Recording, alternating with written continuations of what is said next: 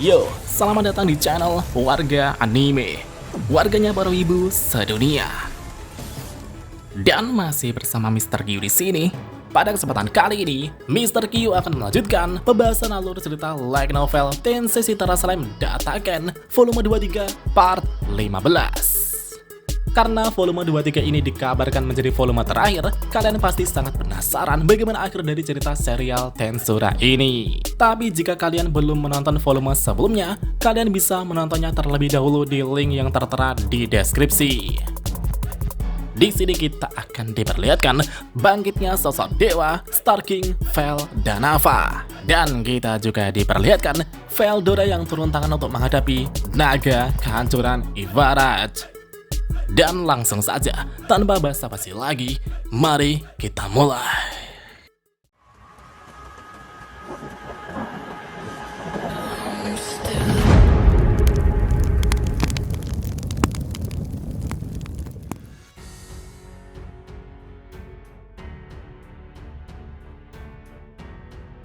Jadi sebelumnya, Veldwe dengan serius bertanya kepada Dino, Pico, dan Gracia tentang hipotesis bangkitnya Veldanafa sama.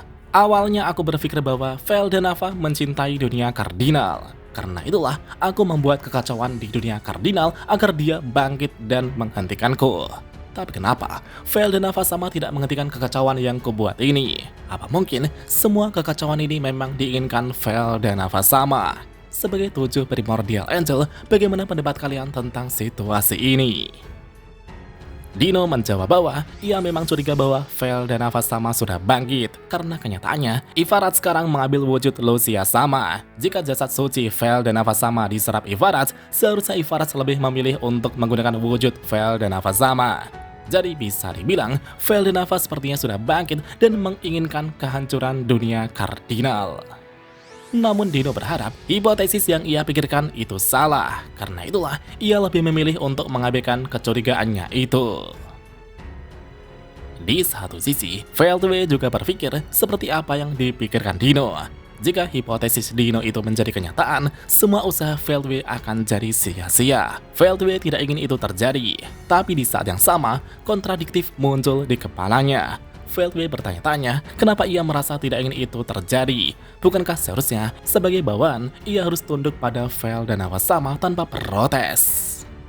Akan tetapi, sosok Veldanafa yang Veldwe kagumi itu adalah sosok yang mencintai, menghormati, dan mengakui kehendak bebas semua orang. Jika Veldanafa yang sekarang hanya berdiam diri dan menonton kehancuran dunia ini, maka jelas bahwa Veldanafa sudah berubah. Veldwe kemudian menatap Dino dan bertanya, Dino, jika Veldanafa ingin menghancurkan dunia kardinal, apa kau akan tunduk padanya atau menentangnya? Dino menjawab bahwa ia tentu saja akan menentangnya tanpa mengurangi rasa hormat pada Veldanafa sama. Tapi semua itu hanyalah hipotesisku belaka dan belum tentu terjadi. Kita harus melihat dan memahami situasinya terlebih dahulu. Veldwe pun setuju dengan Dino. Namun jika Veldwe ditanya apakah ia bisa menentang Veldanafa atau tidak, ia sendiri masih ragu untuk menjawabnya. Ia pun berharap hipotesis yang mereka pikirkan tidak terjadi.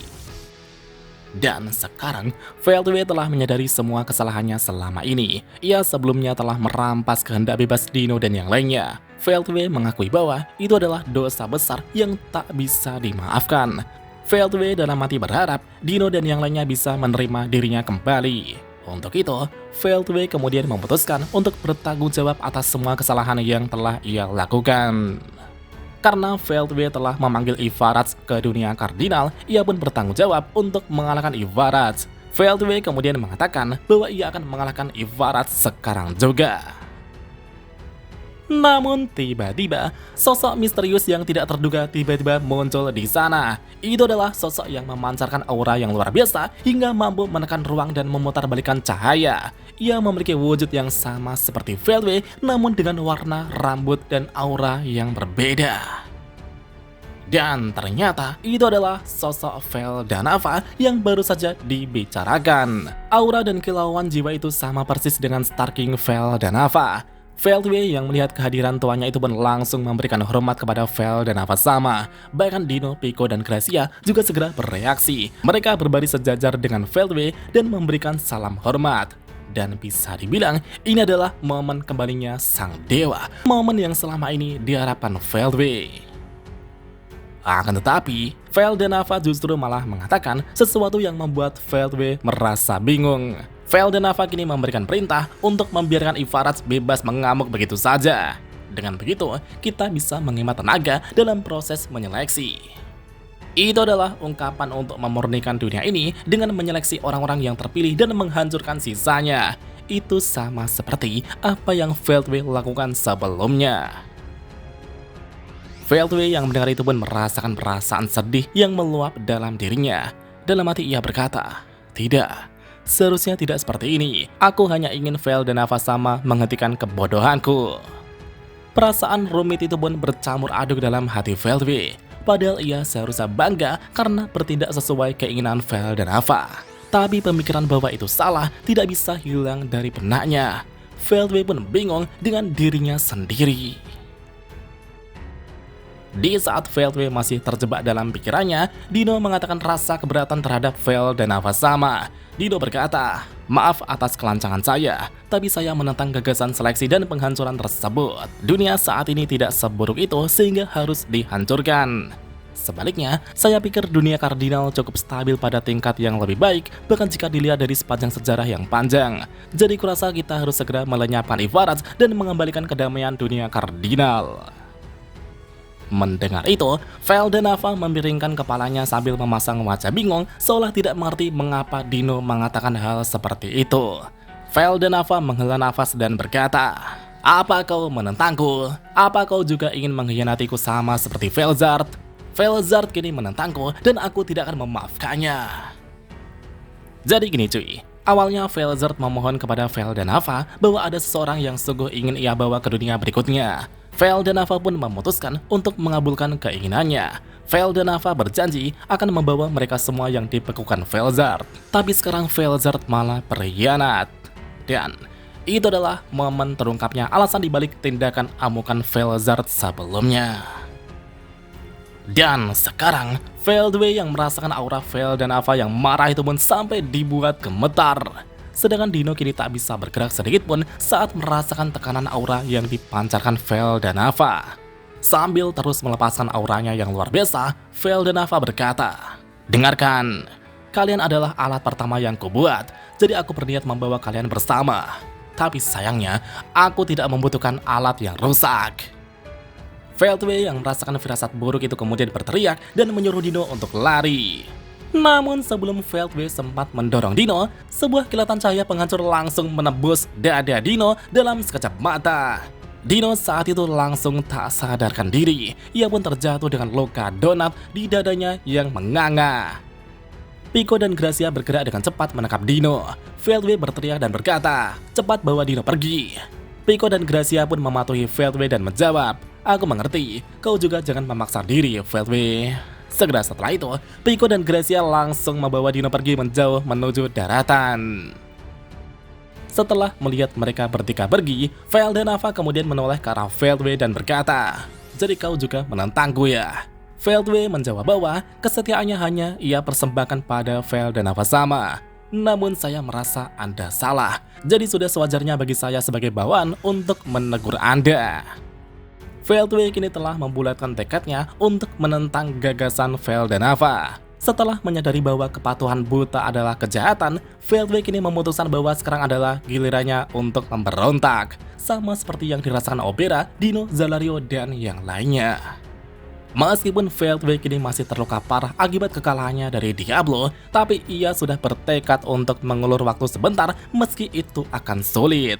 Vel dan Ava yang sekarang jelas berbeda dari sebelumnya. Kekuatannya kini adalah kekuatan sejati. Jiwanya tidak ternoda, indah dan murni.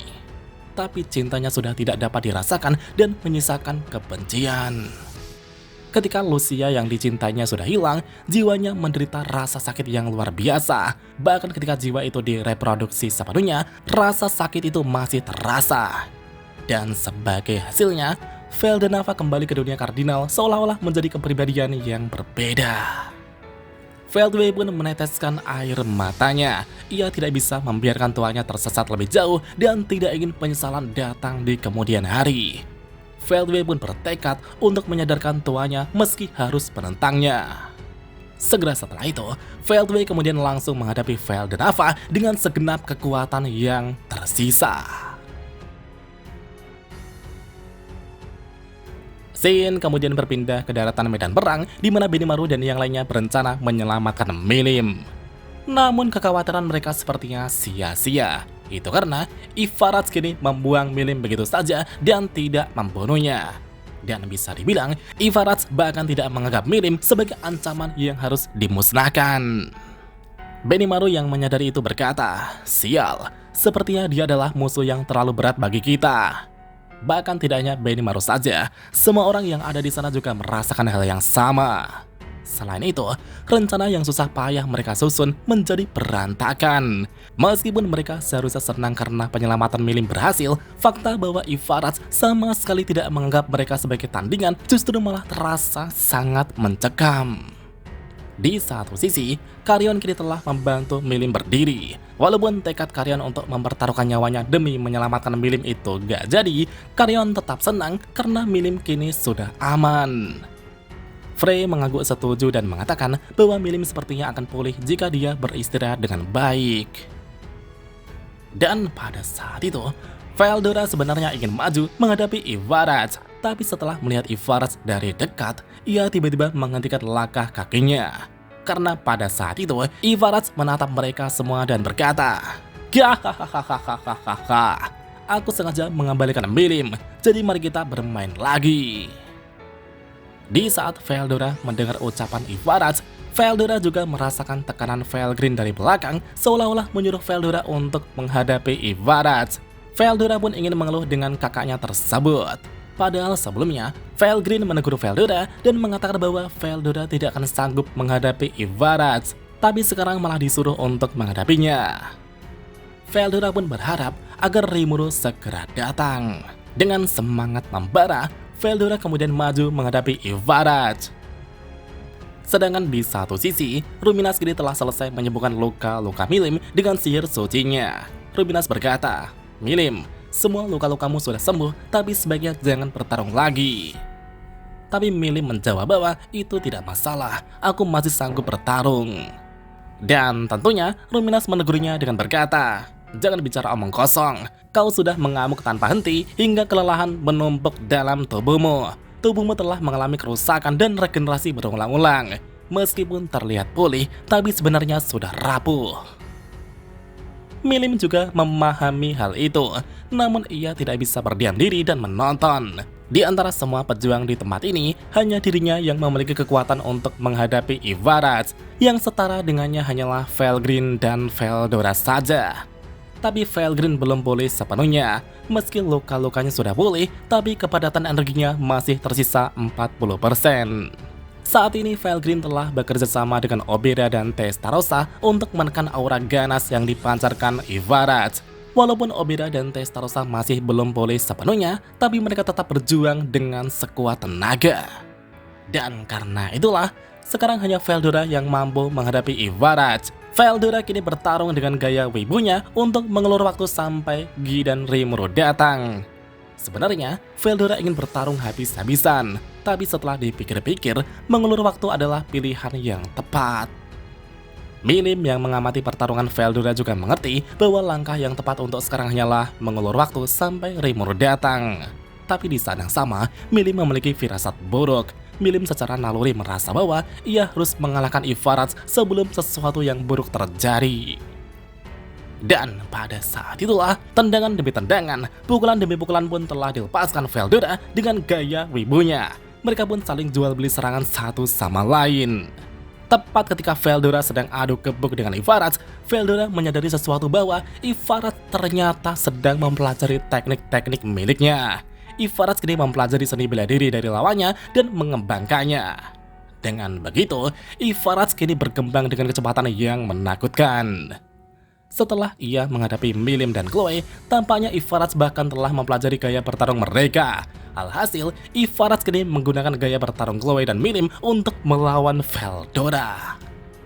Karena Milim tidak ingin berdiam diri dan menonton saja, ia mengabaikan nasihat Ruminas dan pergi menghadapi Ivaraj bersama Veldora. Milim kini berdiri di samping Veldora dan bertanya, "Veldora, apa kau punya teknik yang bisa membunuhnya dalam satu serangan?"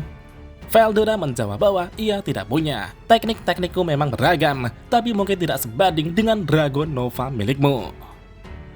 Mendengar itu, Milim tidak punya pilihan lain selain mengulur waktu. Mereka berdua kemudian bekerja sama untuk melawan Ivaraj. Akan tetapi, Ivaraj justru malah tertawa kegirangan. Gahahaha. Meskipun berhadapan dengan Veldora dan Milim yang notabene adalah orang-orang kuat, tapi Ivaraj tidak terancam sama sekali. Dan segera setelah itu, pertarungan biasa di antara mereka pun terjadi. Dan apakah yang akan terjadi berikutnya? Mari kita lanjut di part selanjutnya.